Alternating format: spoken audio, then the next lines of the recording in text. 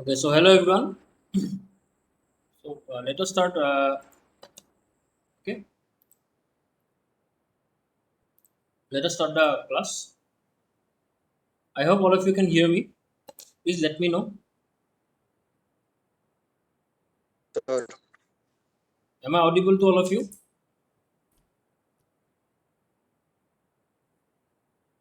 Uh, Yes. Okay, fine, fine. So let us start.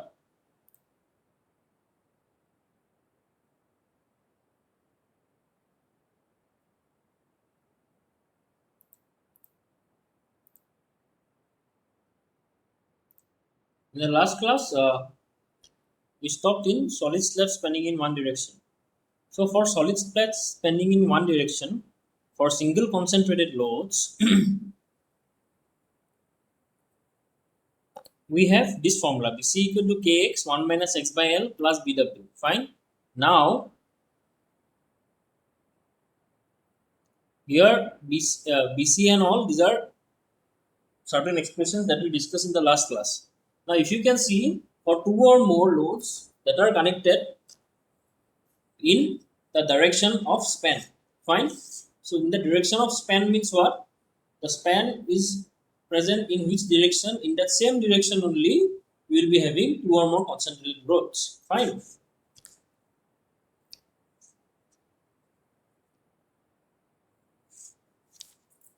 So for this case, when two or more loads are positioned in such a manner in the direction of span, then the bending moment per unit width of the slab shall be calculated separately for each load, according to its appropriate effective width of slab as specified under single concentrated load.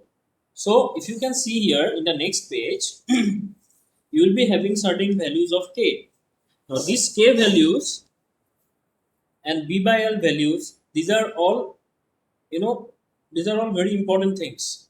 Now, for different B by L ratio, so for different B by L ratio, you'll have K for different category of slabs. Okay. So for simply supported slab, for continuous slab, we'll have different K values. Fine. Now we have the next topic is solid cantilever slab. So which also we discussed. So solid cantilever slab B E equal to 1.2x plus BW.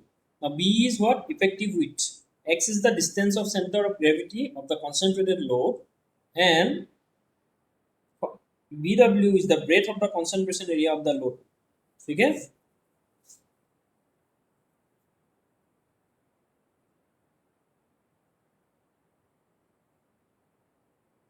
The effective width should be limited to one third of the length of the cantilever slab measured parallel to the support. Now dispersion of loads along the span. These topics we discussed in the last class even. So dispersion of loads along the span. Now the effective length of the slab in the direction of the span is computed as the sum of the tire contact area over the wearing surface of the slab in the direction of the span and twice the overall depth of the slab inclusive of thickness of the wearing surface.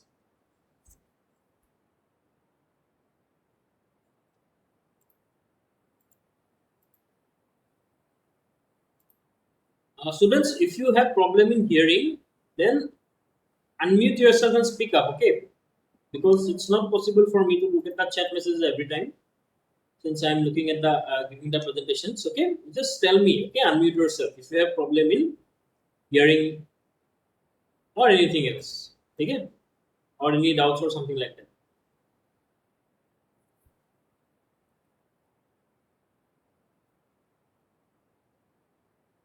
Now number D, if you can see part number D, dispersion of loads in slabs spanning in two directions. Now dispersion of loads in slabs spanning in two directions. This is the most important part.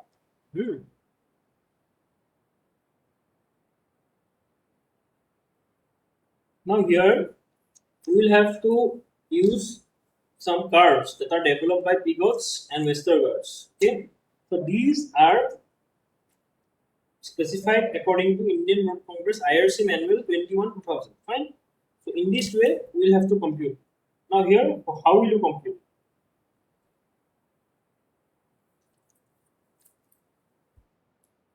You can see in bridge decks comprising of slabs that are integrated cast with longitudinal and cross girders, as in case of T-beam and slab decks, the moments develop due to wheel loads on the slab, both in longitudinal and transverse directions. Now here, if you see, when the slab is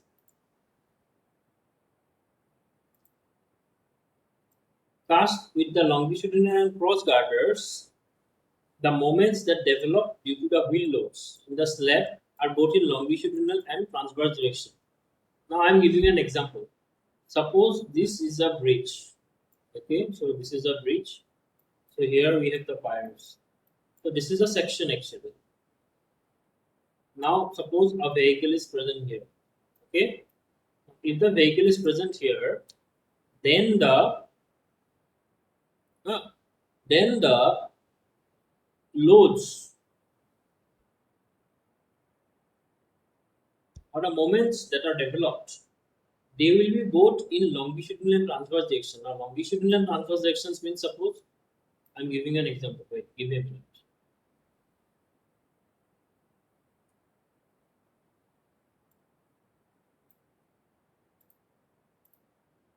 Suppose this is the slab. Okay. Now this is the vehicle. Okay. Now what will happen is that the moments that will arise will both be in this direction, okay, and in this direction. Is it clear? So the moments that will arise will both be in this longitudinal direction, and in these transverse directions. Okay. So this is what's saying. Now these will be computed by using what? These will be computed by using Pigott and Westergaard's curve. Now how Pigott's and Westergaard's curve will be computed? Just pay attention. Pigott's and Westergaard's, they develop two curves. Okay, so these two curves, these are very important in calculating the what? In calculating the moments. Okay.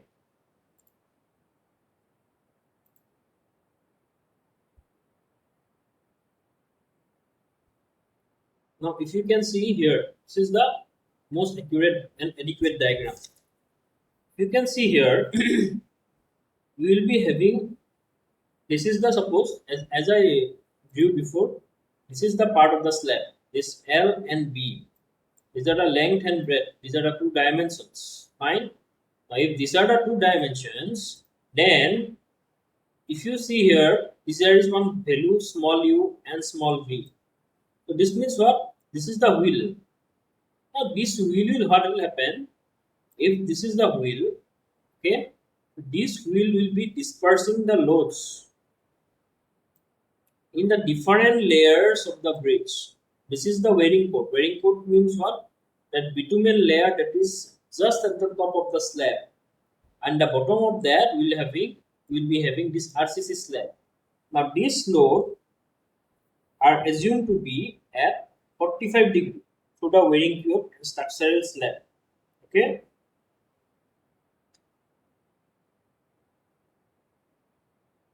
And the effect of contact of wheel or track rod with the direction of span length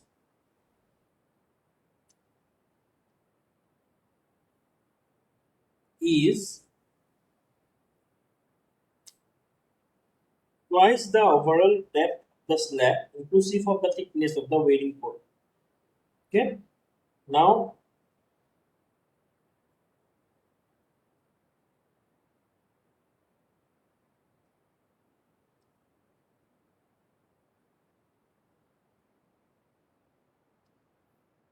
the dispersion of wheel load through wearing coat.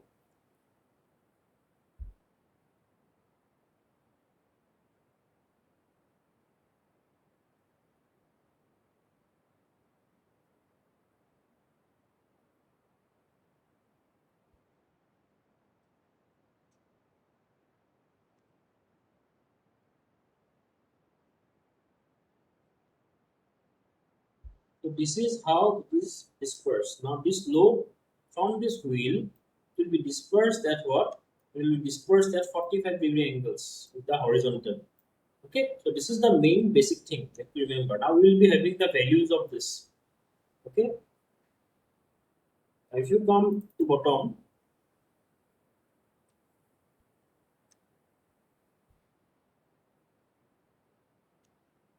the dispersion, if you study this, the dispersion of wheel or track load may be assumed at 45 degrees. So this is what? This is 45 degree. So this is 45 degree. Now, if you see the effect of contact of wheel or track load in the direction of span length, it is equal to the dimensions of tire contact area about a wearing surface. So the effect of contact of wheel or track load in the direction of span length.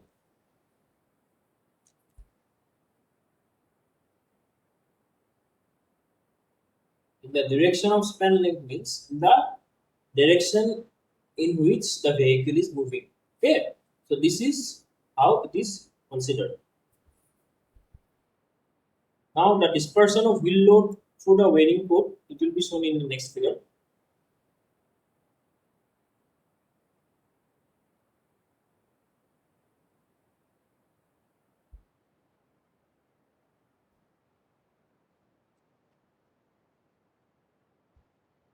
Now look at this figure.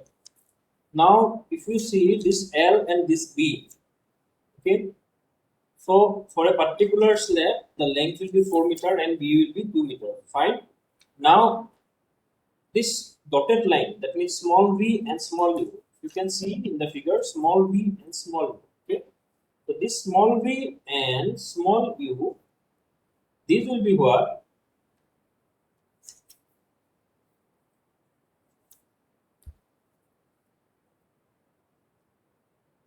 The small v and the small u, this will be your the dispersion. That means after having 45 degree, how much actually in the x in the y direction, how much this which will be there, that is this one. Okay, and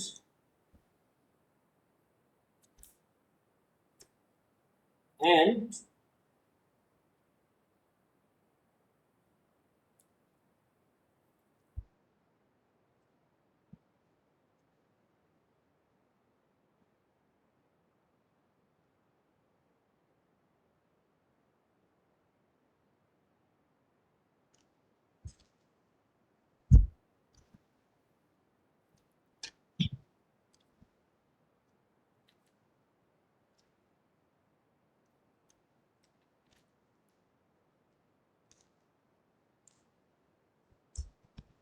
this is where this is the 0.66 part. That means this is the u part and this is the v part. Look, this is the wheel load. So the dimensions of the wheel is assumed to be 0.5 meter and 0.25 meter.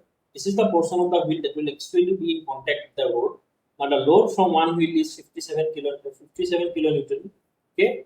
Now if the load from one wheel is 57 kilonewton, then the dispersion amount, okay, through the wearing core, it will be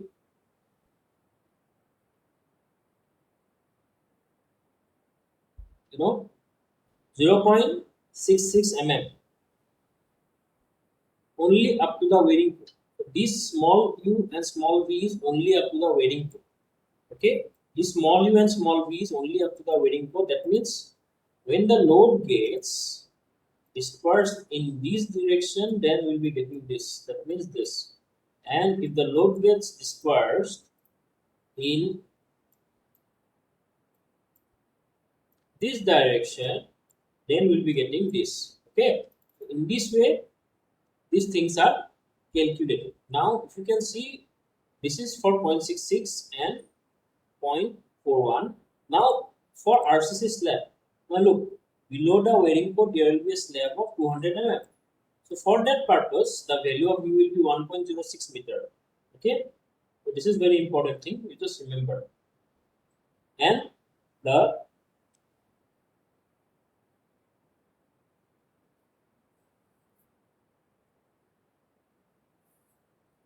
Now this u equal to 1.06 meter. On hello, hello. Yeah, are you guys hearing me? Anyone having any problem?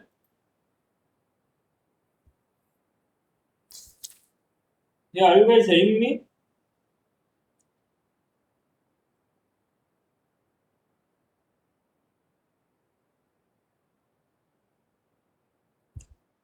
Are you guys hearing me? Any problem? Yes, no? Okay, okay, fine, fine, fine. Thank you.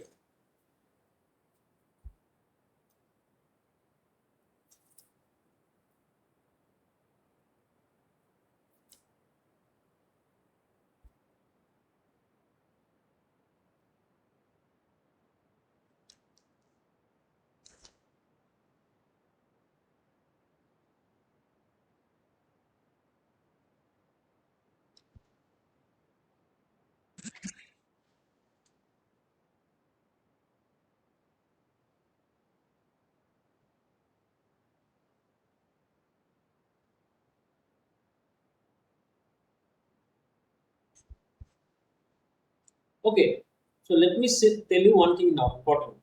Okay, can you people say me where from this 57, huh, this point 0.5 and 0.25 came? Does anyone has any idea? Can anyone say me? This should come from somewhere, now.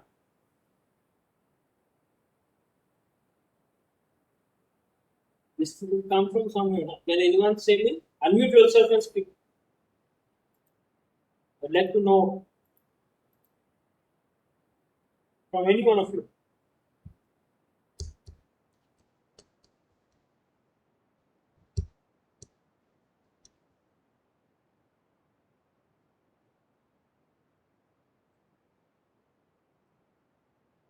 Can anyone please say me? If you don't know, say don't know. I'll give you 1 minute time.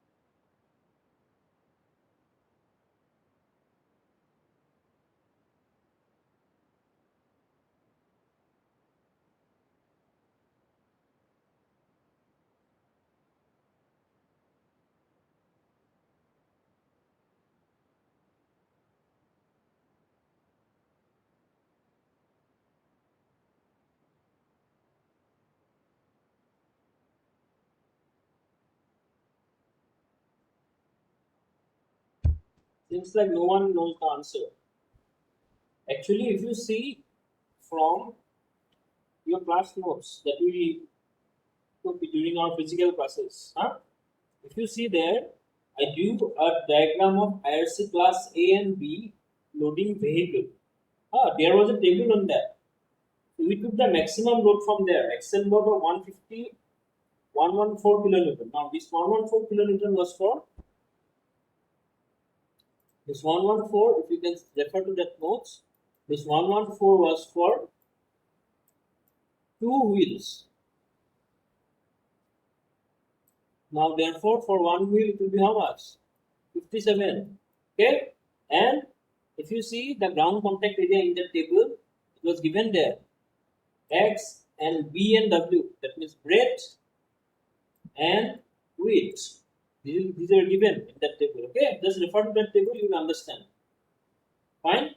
Now let's go down. Now, for 45-degree angle, this is the U will value to be this one, okay? And for other dispersions, you can use these formulas. Now, the bending moments in short and long span directions are hereby expressed as m1 equal to m1 plus small m1 plus mu small m2 w. Okay? Then m2 equal to m2 plus mu m1 w. Now the values of moment coefficients. Now this Pigot's curve. Did you get the Pigot's curve? Anyone? Did you download it from the net?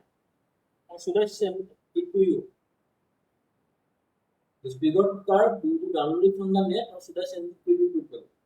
Can anyone respond? Can anyone please respond?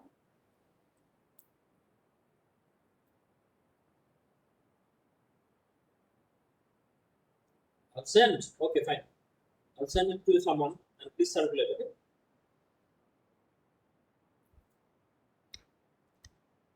Now,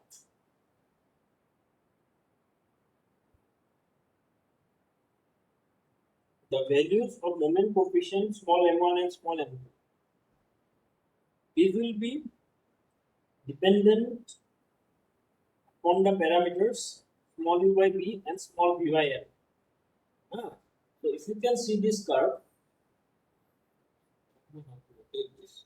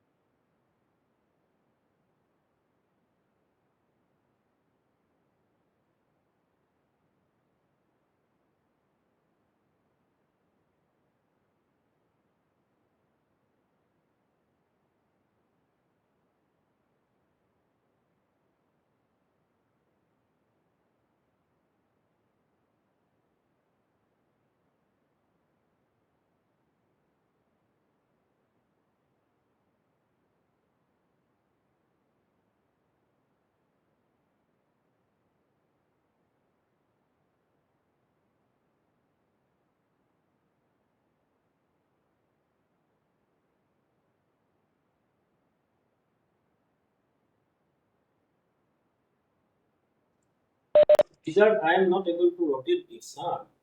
So these are the pivots curve actually. Okay. So this pivots curve, what I will do is I will be sending it to someone of you. Okay.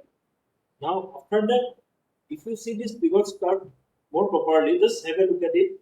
In the x-axis, there are there is one value, and in the y-axis there is another value. Okay. Now, if you see, these are for small m1 and small m2. These are the moment coefficients. Okay. But these moment coefficients are different for different k values. Okay. Since these are different for different k values, so for k equal to zero point 0.4, this is some value. For k equal to some value, this is some value. Okay. So in this way, these are different for different values.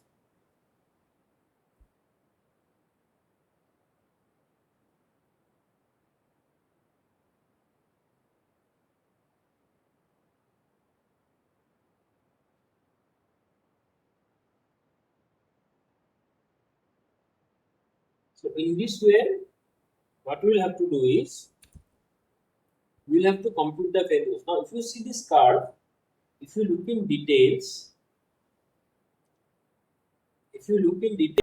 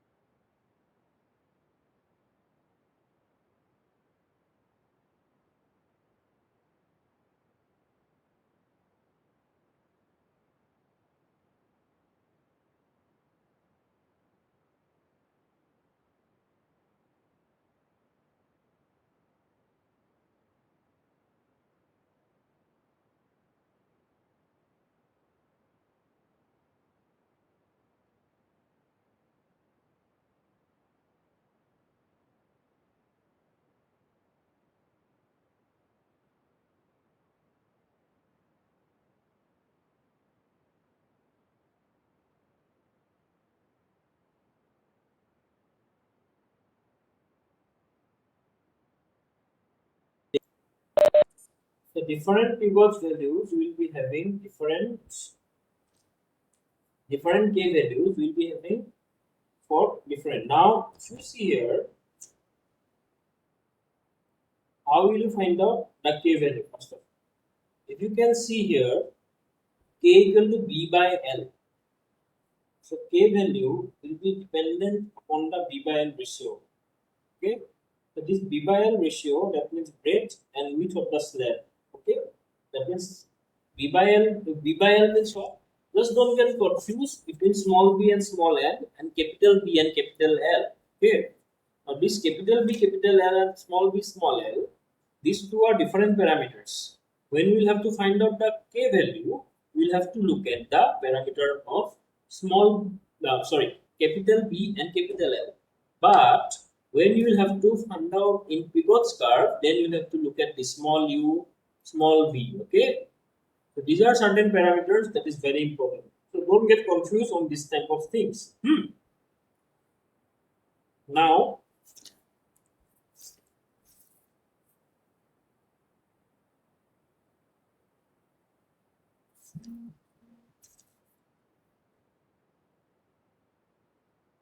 in this way, you will have to find out the dispersed loads and this one. Okay. So now we'll have to do the numericals. Okay. I'll be sending you the Pigot's curve, and from the next class onwards, we'll be doing the numericals. Please do one thing.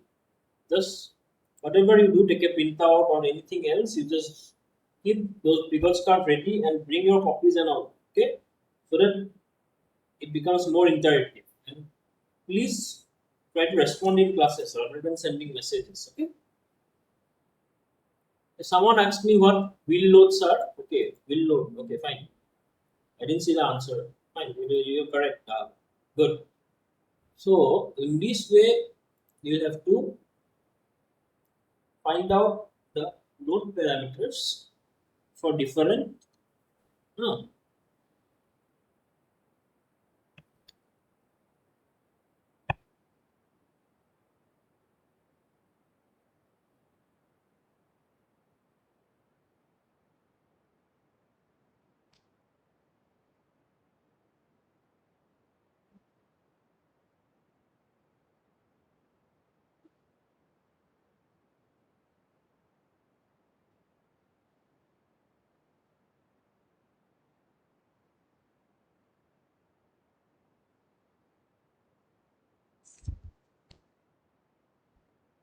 You can do one thing. Just note down this data, right? And we'll do the numericals on the next class onwards. Please let me know when you are not done noting down this data. Okay.